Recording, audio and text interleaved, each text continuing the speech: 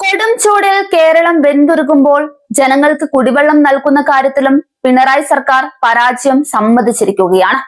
Water അതോറിറ്റിയുടെ അഴിമതിയും ഭരണപരമായ പിടിപ്പുകേടും കാരണം നഗര ഗ്രാമ വ്യത്യാസമില്ലാതെ കുടിവെള്ളം മുട്ടുമ്പോൾ വികസനത്തിന് കേന്ദ്ര സർക്കാർ നൽകുന്ന കോടിക്കണക്കിന് രൂപ വകമാറ്റി ചിലവഴിക്കുന്ന അങ്ങേയറ്റം നീചമായ രാഷ്ട്രീയമാണ് സംസ്ഥാനത്ത് നടക്കുന്നത്.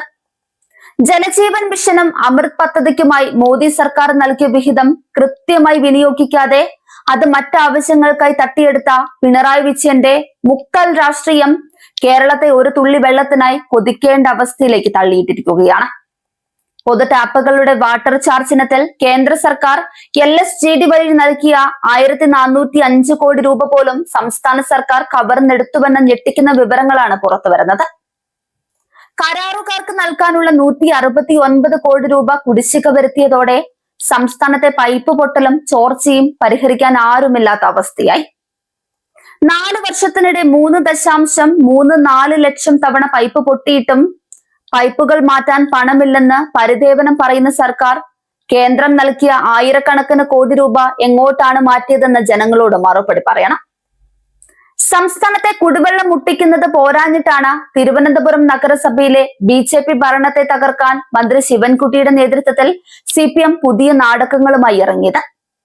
നീണ്ട 45 വർഷം തിരുവനന്തപുരം നഗരസഭയെ കമ്മീഷൻ അടിച്ചും ബിനാമി ഇടപാടുകൾ നടത്തിയും തീറ്റിപ്പൊത്തിയ CPM തമ്പുരാന്മാർക്ക് അധികാരം നഷ്ടപ്പെട്ടതിന്റെ ഹാലിളക്കമാണ് ഇന്ന് കാണുന്ന വാക്പോരുകൾക്ക് പിന്നിൽ.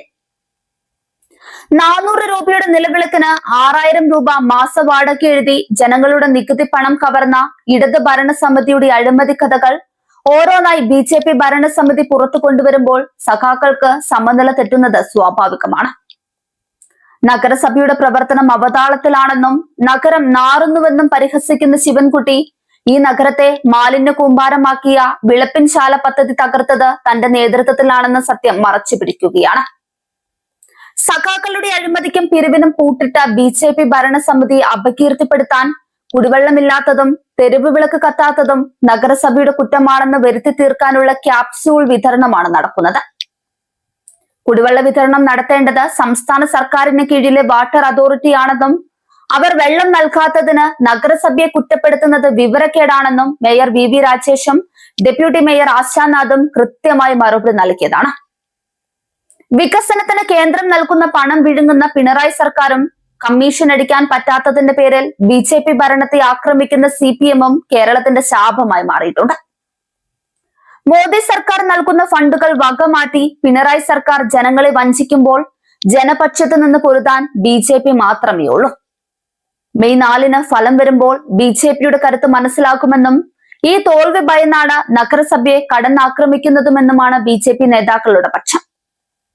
അഴിമതിയുടെയും ക്രിമിനൽ രാഷ്ട്രീയത്തിന്റെയും കൂടാരമായി മാറിയ CPM-നും മുഖ്യമന്ത്രി പട്ടത്തിനായി പരസ്പരം കുതികാൽ വെട്ടുന്ന കോൺഗ്രസിനും വരാനിരിക്കുന്ന നിയമസഭാ തെരഞ്ഞെടുപ്പിൽ കേരളത്തിലെ ജനങ്ങൾ അർഹമായ മറുപടി കൊടുക്കും. പണമില്ലാത്തതിന്റെ പേരിൽ പദ്ധതികൾ കടലാസിലൊതുക്കുന്ന പിണറായി സർക്കാർ കേരളത്തെ ദുരന്തത്തിലേക്ക് തള്ളിവിടുമ്പോൾ ഗുജറാത്ത് മോഡൽ വികസനം കേരളത്തിലും നടപ്പിലാക്കാൻ BJPക്ക് മാത്രമേ സാധിക്കുന്നുവെന്ന് ഈ സംഭവങ്ങൾ അടിവരയിടുന്നുണ്ട്.